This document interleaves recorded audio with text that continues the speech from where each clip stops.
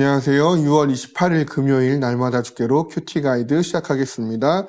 오늘 묵상할 하나님의 말씀은 창세기 49장 1절에서 12절까지의 말씀입니다.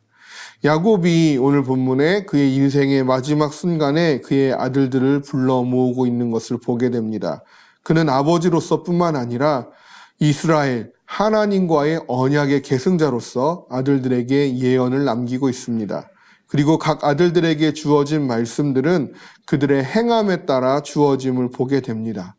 그 아들들에게 어떠한 예언들이 주어졌고 그 이유는 무엇인지 살피면서 오늘 나는 어떻게 행하여야 할지를 묵상해 보는 시간이 되기를 원합니다. 관찰 질문 1번입니다. 르우벤에 대한 야곱의 평가는 어떻습니까? 3절과 4절 상반절까지의 말씀인데요. 르우벤아 너는 내 장자요 내 능력이요 내 기력의 시작이라 위풍이 월등하고 권능이 탁월하다마는 물의 끓음 같았은즉 너는 탁월하지 못하리니. 르우벤은요 야곱의 장자였습니다. 야곱은 장자 르우벤을 내 능력, 내 기력의 시작이라고 말하고 있을 만큼 소중하게 생각했습니다. 르우벤은 그만큼 장자의 품격과 권위를 가지고 있었습니다.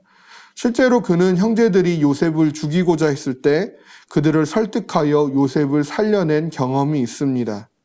그러나 그는 그가 가진 힘을 하나님을 향해 사용하지 아니하였습니다. 권능이 탁월하다마는 이라는 표현이 그것을 보여주는데요. 여기서 권능이라는 단어는 하나님과 관계하여 사용되지 않는 단어를 쓰고 있습니다. 즉 르우벤은 그 권능을 가지고 물의 끓음과 같이 행하였다라는 것이죠. 물의 끓음은요 음탕하다, 경박하다, 경솔하다의 뜻을 가지고 있습니다. 르우벤은 결국 자신이 가지고 있는 힘을 음탕과 경박함으로 탁월하지 못하게 사용하였다라는 것이죠.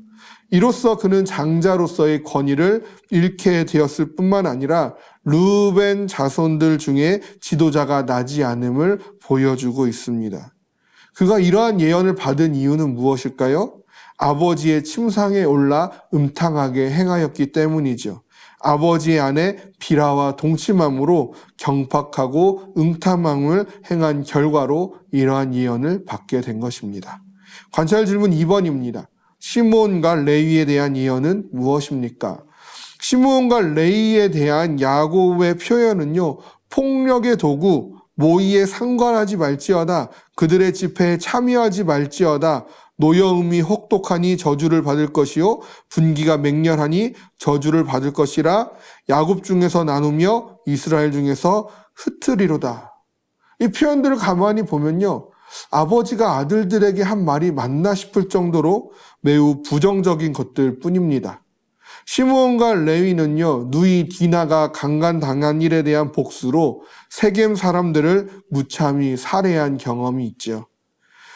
시므온과 레위는 그 과정에서 세겜 사람들을 속였고 아주 잔인하게 살해했습니다. 정당한 심판이 아니라 혈기와 분노에 휩싸인 폭력이었죠. 시므온과 레위는 그만큼 난폭했고 잔인했고 악한 계획을 모의하였습니다. 결과 시므온은 출애굽 이후 인구조사 결과 유다 지파의 3분의 1에도 미치지 못하는 숫자를 가져왔고 독자적인 기업을 얻지 못하고 유다 지파 기업 중 몇몇 성읍만을 할당받게 되어집니다. 레위 역시 독자적인 기업을 얻지 못하고 온 이스라엘 각 지파에 흩어져서 살게 되어졌습니다. 관찰 질문 3번입니다. 유다에 대한 예언은 무엇입니까? 유다에 대한 예언들은 내 형제의 찬송이 될지라 내 아버지의 아들들이 내 앞에 절하리로다. 규가 유다를 떠나지 아니하며 통치자의 지팡이가 그 발 사이에서 떠나지 아니하기를 실로가 오시기까지 이르리니 라고 말씀합니다. 유다에 대한 긍정적인 예언은 그가 완벽했기 때문에 그러한 이유가 아닙니다.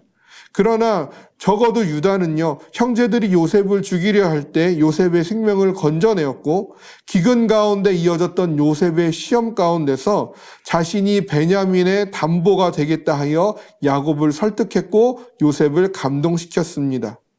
유다에 대한 예언은 다윗과 솔로몬을 거쳐 남유다가 바벨론에 의하여 멸망하기까지 유다의 후손들이 왕으로서 통치권을 가지고 있었고, 또한 유다 지파에서 예수 그리스도가 나심으로 완전히 성취되게 되어집니다. 믿는 자들에게 행함이 갖는 의미는 그 행함이 구원의 수단이 될 수는 없을지언정 구원의 열매가 됨을 기억해야 합니다. 우리는 행함으로 우리의 믿음을 보이며 증명할 수 있습니다.